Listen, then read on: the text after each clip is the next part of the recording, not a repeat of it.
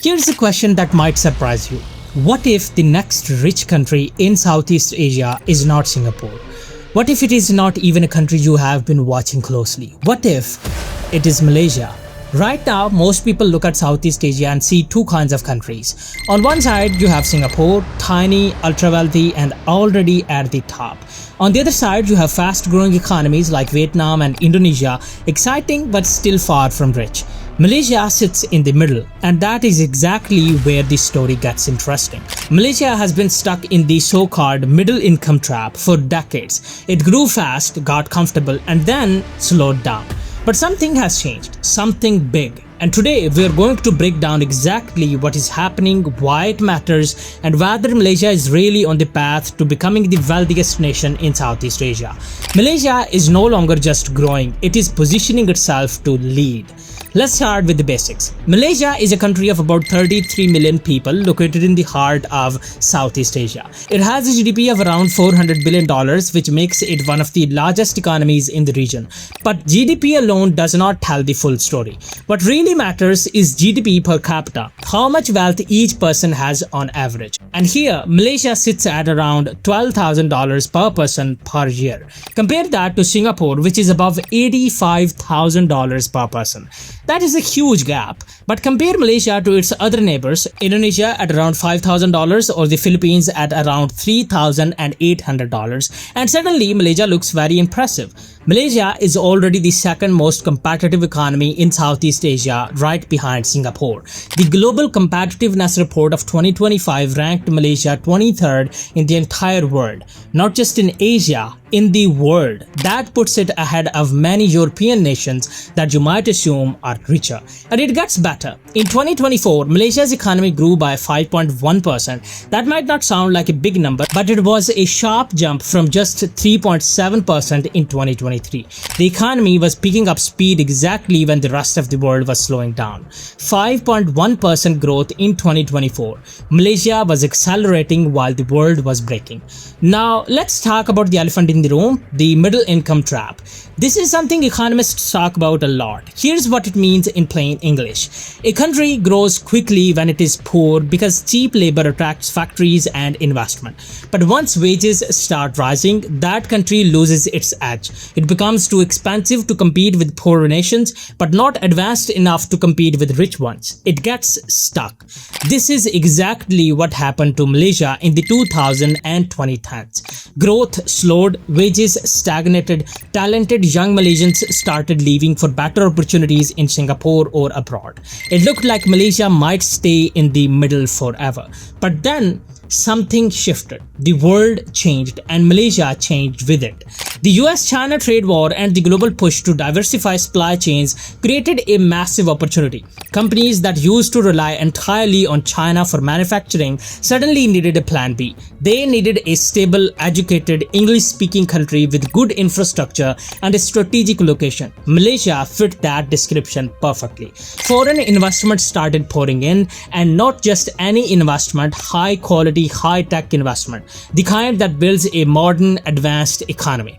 If there is one industry that tells the story of Malaysia's rise, it is semiconductors. You might not think much about semiconductors in your daily life, but they are in everything. Your phone, your car, your refrigerator, the servers that power the internet. The world runs on semiconductors, and right now, Malaysia is one of the most important places on earth for this industry. Malaysia is the third largest exporter of semiconductor devices in the world. Let that sink in. Third in the world, ahead of Germany, ahead of Japan. For a country its size, that is extraordinary. But it is not just about where Malaysia is today, it is about where it is going. The Malaysian government has set an ambitious target to attract over $100 billion in investment for its semiconductor industry. By mid-2024, the country had already started seeing large waves of foreign investment in artificial intelligence-related manufacturing. Companies building the hardware behind AI are choosing Malaysia. Why Malaysia? The country has spent decades building up expertise in semiconductor packaging and testing, the final steps in chip manufacturing. It captures over 61% of semiconductor-related foreign direct investment committed across Southeast Asia since 2019, more than 60%. That is not a small share, that is dominance. Malaysia captures 61% of all semiconductor FDI in Southeast Asia. That is not a participant, that is a leader. And as AI becomes more central to the global economy, demand for the hardware that runs it, the chips, the data centers, the processing power is only going to grow. Malaysia is positioning itself right at the heart of this supply chain. Semiconductors are just one piece of the puzzle. Another huge piece is data centers. Every time you stream a video, send a message, or ask an AI chatbot a question, that data has to live somewhere. It has to be processed somewhere. That somewhere is a data center. For years, Singapore was the data center capital of Southeast Asia. It had the infrastructure, the talent, and the connectivity. But Singapore ran into a problem. It is a tiny island. There is only so much land, only so much electricity. Singapore actually had to pause new data center construction for a while because it was running out of resources. This created a massive opportunity for Malaysia, especially the Johor region right next to Singapore. Companies that want to be near Singapore's financial and tech hub but need more space, more land, and lower costs are choosing Johor. According to industry analysts, Malaysia's data center capacity has the potential to more than double the capacity of Singapore. That is not a small overflow, that is a transformation. Malaysia is becoming the data backbone of an entire region. And data centers do not just bring jobs, they bring entire ecosystems, tech companies, service providers, software developers, and engineers. They are economic multipliers. None of this happens by accident. A big part of Malaysia's story is about leadership and policy. Under Prime Minister Anwar Ibrahim, Malaysia has focused on political stability and economic reform. Economists have pointed out to this stability as a key reason why foreign investors have felt confident putting money into the country. Investors do not like uncertainty, they like predictability, and Malaysia has been delivering that. The government has also been smart about diversifying the economy. Malaysia is not just betting on one sector, it is building across manufacturing, technology, finance, tourism, and commodities. The country remains the world's second largest exporter of palm oil. It has a booming medical tourism industry with hospitals ranked among the best for the international patients. Its ports handle enormous volumes of global trade because of its position on the Strait of Malacca, one of the most important shipping lanes on the planet. Malaysia has also invested heavily in infrastructure. Its telecommunications network is second only to Singapore in Southeast Asia. It has 7 international ports and hundreds of industrial parks. The country is connected physically and digitally in ways that make it easy to do business. Stability, connectivity, strategy, 3 words that explain why money is flowing into Malaysia. Let us talk about investment numbers because they tell a very clear story. In 2023, the top 6 Southeast Asian economies, Malaysia, Indonesia, Vietnam, Thailand, Philippines, and Singapore, collectively attracted $206 billion in foreign direct investment.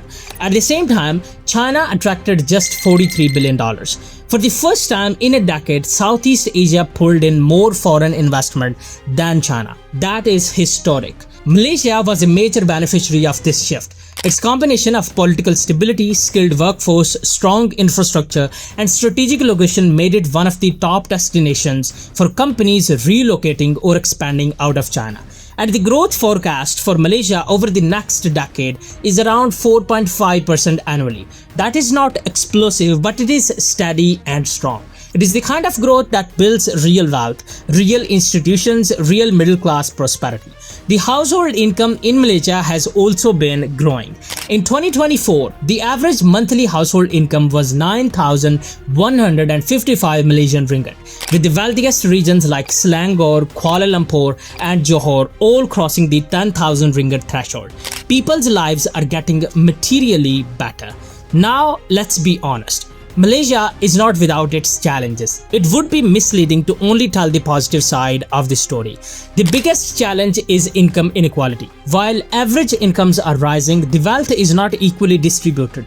Urban areas like Kuala Lumpur are booming, while rural areas and lower income communities lag behind. Bridging that gap is a major task. There is also the issue of brain drain. Malaysia has historically lost talented people to Singapore and other countries. Some of its best engineers, doctors, and professionals leave because they can earn more elsewhere. Reversing this trend, or at least slowing it, is critical to sustaining growth.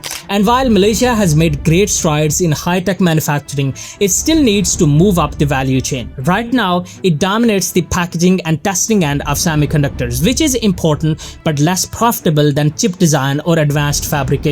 Moving into those higher value stages is the next big challenge. Finally, Malaysia must navigate global uncertainty, trade tensions, geopolitical risks, and the possibility that the US-China rivalry reshapes global supply chains in unpredictable ways. These are real challenges, but here's the thing: every country with an ambitious growth story faces challenges like these. What matters is whether a country has the fundamentals, and Malaysia does. So let's get to the big question. Can Malaysia actually become the richest country in Southeast Asia? The honest answer is not anytime soon in terms of GDP per capita. Singapore's $85,000 per person figure is roughly 7 times higher than Malaysia's. Closing the gap would take generations, not decades. But here is a different way to think about it. Singapore is a city-state of just 6 million people. Malaysia has 33 million. The total size of Malaysia's economy, the overall output, the number of industries, the volume of trade is already larger than Singapore's and growing faster. Malaysia could become the dominant economic engine of Southeast Asia in terms of total output and strategic importance, even if Singapore remains wealthier per person. It is already positioned as the manufacturing backbone of the region. It is becoming the data infrastructure layer. It is a key node in the global semiconductor supply chain. Think of it this way: Singapore is the financial headquarters. Malaysia is the industrial heartland. Both roles are valuable, both are powerful, and Malaysia's role is growing. Singapore may be richer per person, but Malaysia is bigger, faster, and more strategically positioned than ever before. Malaysia has been here before. In the 1980s and 1990s, the country experienced an economic miracle: factories, highways, skyscrapers, and a rising middle class. Then growth slowed and the miracle seemed to stall. But what we are seeing right now looks like a second surge. This time, it is not powered by cheap labor, it is powered by technology, semiconductors, data infrastructure, and strategic positioning in a world that is desperately looking for alternatives to over-reliance on China. The Global Competitiveness Report says Malaysia is the 23rd most competitive economy in the world. Foreign investors are choosing Malaysia over almost every other country in the region. Growth is accelerating, household incomes are rising, the data centers are being built, the chip factories are coming. Is Malaysia the next richest country in Southeast Asia? In terms of raw per capita wealth, it is still a long road. But in terms of momentum, strategy, and economic positioning, the answer might already be yes. Malaysia is not catching up anymore, it is leading. Now, if you want to know why Malaysia does not own the state of Malacca, then you can watch this video showing up on your screen. Thanks for watching, mate, and a bundle of thanks for hitting the subscribe button. Bye.